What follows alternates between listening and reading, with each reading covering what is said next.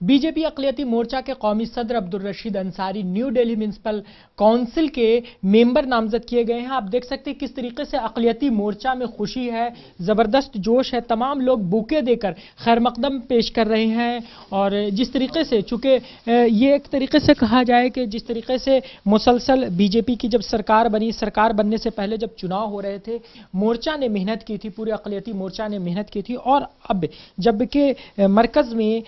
जब बीजेपी की सरकार बनी है, ऐसे में तमाम लोगों को उम्मीदें थी कि खास तौर से अक़लियती मोर्चा पर भी तवज्जो दी जाएगी, बल्कि तमाम समाजी से लेकर के तमाम तरक्याती कामों में मुलव्विस रहे हैं। हमारे साथ बातचीत करने के लिए कौमी सदर भी मौजूद हैं। अब्दुल रशीद अंसारी साहब, आपको मतलब कहा जाए कि बीजेपी ने एक तोहफा दिया है या बीजेपी की सरकार ने एक तोहफा दिया है, अब आप ये कैसे जिम्मेदारी निभा पाएंगे, चूँकि ये जो कॉरपोरेशन या काउंसिल का जो एरिया है, एनडीएमसी का जो एरिया है, एक बड़ा हल्का है और वहां पर आप मेंबर नामजद किए गए हैं। सबसे पहले तो मैं भारतीय जनता पार्टी की तमाम लीडरशिप को इस बात के लिए शुक्रिया अदा करना चाहता हूं कि उन्होंने मुझ जैसे एक कारकुन को इतनी बड़ी इज्जत दी कि संगठन के अंदर यानी अपनी तंजीम के अंदर कौमी सदर के तौर पर अक़लियती मोर्चे की जिम्मेदारी मुझे दी और साथ साथ अब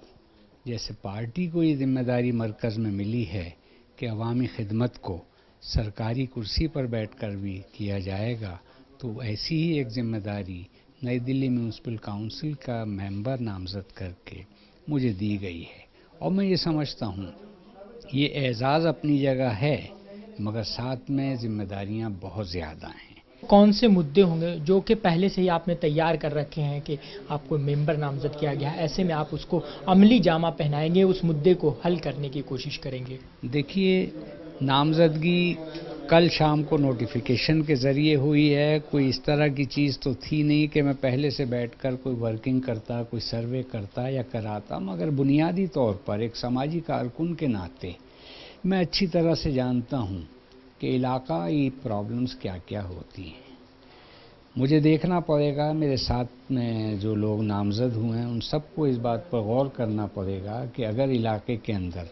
एजुकेशन की फैसिलिटीज़ में हम कोई सुधार कर सकते हैं तो हम ज़रूर करने की कोशिश करेंगे। मेडिकल फैसिलिटीज़ में जहां कमी होगी हम उसको दूर करने की कोशिश करेंगे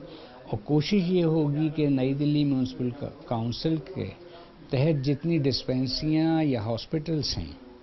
उन सब में बेहतर फैसिलिटीज़ अवेलेबल हों, लोगों को राहत मिले। शुक्रिया। तो इस तरह नाजरीन आपको बता दें कि ये जो 12 रुकनी कमेटी है, इसमें 4 सीनियर आईएएस या आईपीएस अफसर्स होते हैं जो मेंबर होते हैं और इसका चेयरमैन भी एक आईएएस अफसर ही होता है। साथ ही इसमें एमपी, एक मेंबर ऑफ पार्लियामेंट, एक एमएलए भी होते हैं और 4 मेंबर जो नामजद किए जाते हैं उसमें भी एक्स एमपी वगैरह हैं और उसमें बीजेपी के अक़लियती सेल के कौमी सदर का भी नामजद किया गया है। कैमरा पर्सन अंकित के साथ तंजर उल्ला, मुंसिफ टीवी, दिल्ली।